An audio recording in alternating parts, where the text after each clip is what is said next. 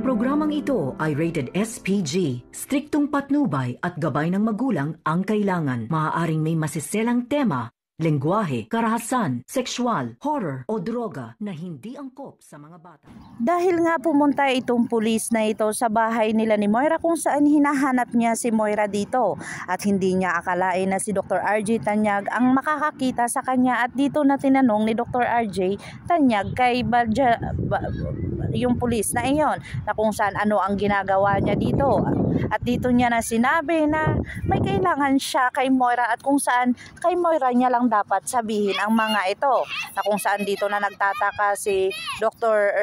RJ Tanyag sa mga ginagawa ng kanyang asawa na kung saan ito ngang si Balahadja ay pumunta sa Epix Medical Center kung saan nagkita sila ni Zoe. Nanginid sa kalaman habang nag-uusap si Zoe at saka si Dr. Lindon ay nakita nito ni Zoe na andun pala ang pulis na iyon at ito ay sinundan niya at dito niya sinabihan kung bakit siya andun na kung saan binlockmail siya dito ng pulis at sinabihan siya na wag mo akong ganyanin kasi kailangan ko lang ang mama mo na kung saan may sasabihin ako sa nanay mo at baka ikaw ang isusunod ko na kung saan iba-blackmail siya dito kung sasabihin niya ba ang katotohanan sa kay Lindon at kaya natatakot din si Zoe na baka aminin ng pulis na iyon na si Moira pala ang dahilan ng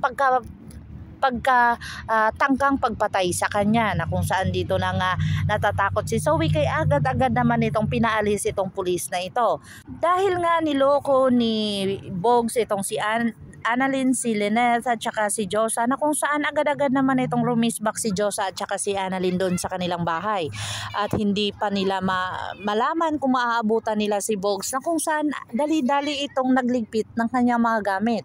Tinawagan ni Bogs ang kanyang tiyahin at sinabi niya dito na aalis na siya doon sa bahay nila na kung saan nagmamadali siya at hindi niya na kayang antayin pa ang tiyahin niya na bumalik sa kanilang bahay at kung saan dito na nga sinabi ni Dr. RJ Tanyag na tinawagan ito ni Annalyn na kung saan pinaalam niya dito kung ano ang nangyayari sa lakad ni Lynette at sinabi niyang hindi nakuha ni Lynette ang cellphone dahil lang sa niloko ito ni Bogs at dito naman naiintindihan ni Dr. RJ Tanyag ang sitwasyon ni Lynette at saka ni Annalyn na kung saan hindi na naman pwedeng sisihin si Lynette sa mga pangyayari kung saan marami talagang taong manloloko at dito na nga sinabi ni Annalyn sa kanya na pupunta at susugurin nila si Bogs at babawiin nila ang pera kaya nga ito ay pumunta agad-agad at dito na kumatok si Josa sa bahay nila ni Bogs. Habangan natin ang mga susunod pa na episode na ito, ang abot kamay na pangarap.